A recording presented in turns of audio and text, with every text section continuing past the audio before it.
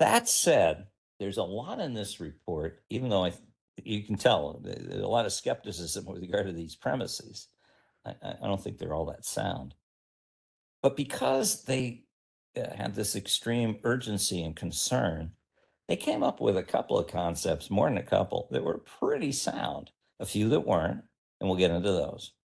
One that I think is particularly sound is they made a distinction between safe and dangerous nuclear activities. That was new, that was radical, and I think it's still sound. And I think we have a hard time thinking about that today. We get a gentleman's C in the way we deal with this. I think we recognize what's safe and dangerous. We just don't do much about it. we, whereas these folks were willing to ban certain things because they were dangerous or keep them from national ownership. We've given ourselves a hall pass on that. Then they argued that that denaturing was a possibility. They could be rendered useless to make bombs. That turned out not to be true. And to their credit, they let Oppenheimer try to push this argument, and then they pulled him back with a memo that came a couple of weeks after the report was released. And we'll read from that as well. That still infects our thinking. We think there's bomb grade and there's non-bomb grade, and there sort of is, but the elasticity of that concept is pretty great, as we've seen with plutonium, and it's now being argued with regard to even medium enriched uranium. Inspections alone are insufficient to prevent military diversions. That I think is sound, but guess what?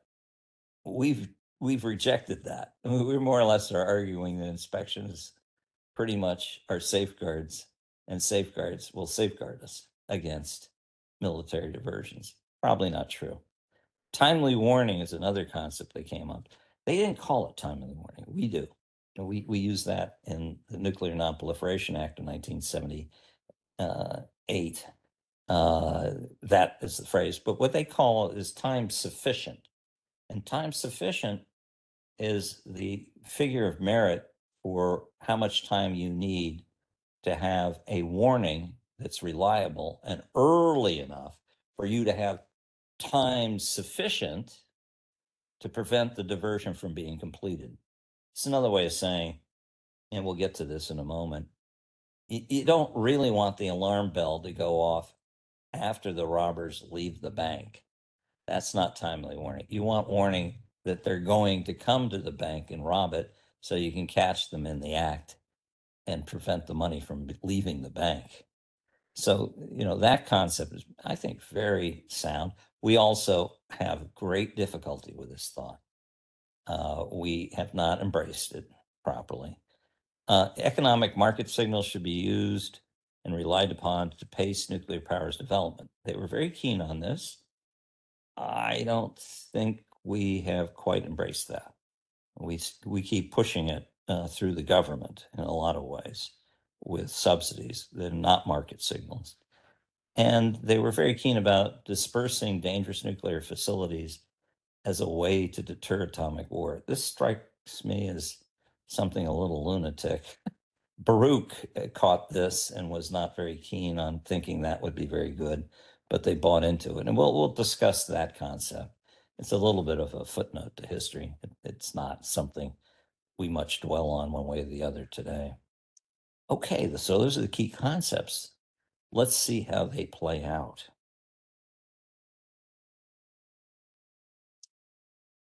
All right, safe and dangerous. An activity is dangerous which offers a solution either in the actual fact of its physical installation or by subtle alterations, which is another way of saying easy or quick modifications, to one of the three major problems making a bomb: the provision of the raw materials. Now, that's mining of uranium. That is not something that we any longer think. I'm not sure that made sense as a hurdle when you thought there was very little uranium and only located in one or two spots. And in fairness to us in the world who rejected this, there was good cause. We found this stuff everywhere after, in the 50s, 60s, 70s, 80s. We're finding it everywhere.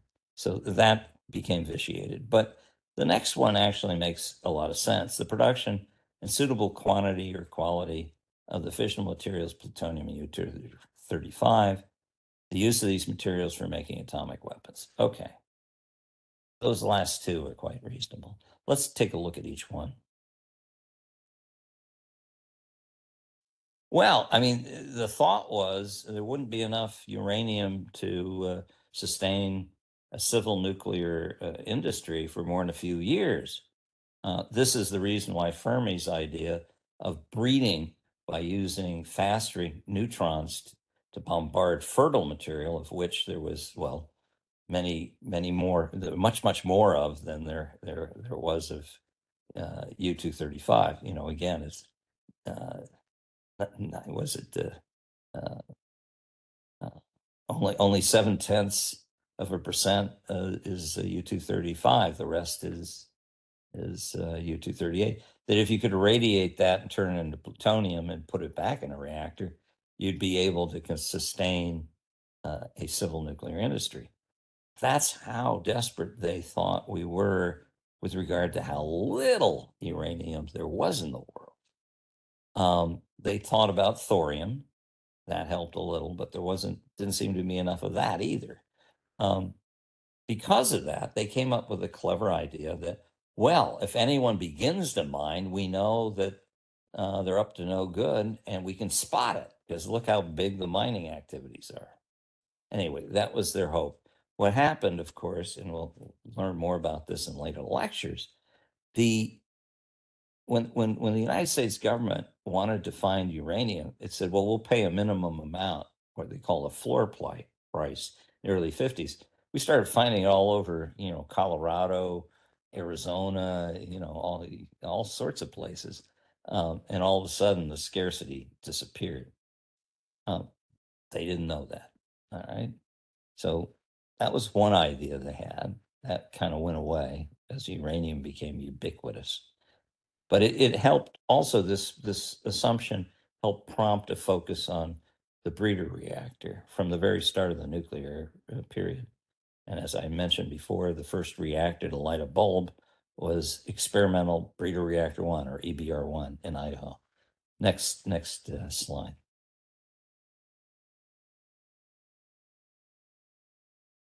All right, dangerous nuclear fuel making. Well, they would consider the fusion plants, the centrifuges today, the fuel fabrication plants, the reprocessing plants, all of that. They'd say that's dangerous. Well, what does that mean? It means, like the mining, only the international authority could own and operate them. They couldn't be owned by a national entity, much less a private entity. Next slide. And the reason why is that those activities would put you in touch with materials that could be pretty quickly converted into bomb cores. Similarly, just having this material hanging around, highly enriched uranium and separated plutonium, couldn't own that if you were a firm or a national government. Had to be owned by the International Atomic Authority. All right. Let's go to the next slide. Last of all, reactors optimized to make weapons plutonium, heavy water reactors, graphite moderator reactors, these are all online, and breeder reactors. They understood that those things would make a lot of, usable fissile plutonium. Okay. Now, they didn't say the word breeders. They characterized it. One of the reasons the report's so difficult to read is it had to explain everything without spilling any specifics. And so it requires Talmudic skill to appreciate what are in these reports. That's the reason we drag you through all that technical stuff, to give you a fighting chance to be able to read this thing and understand as much of it as possible. Okay, next slide.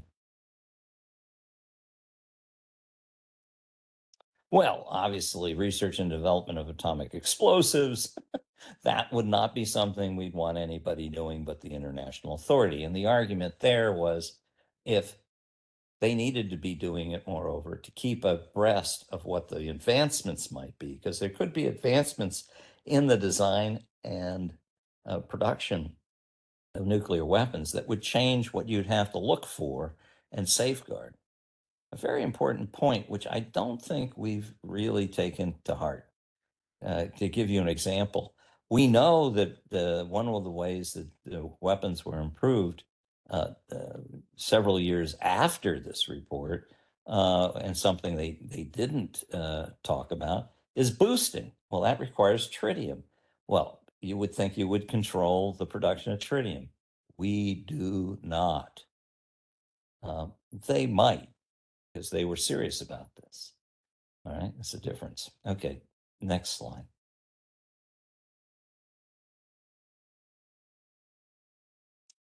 Now, what was safe? Small research reactors. Why?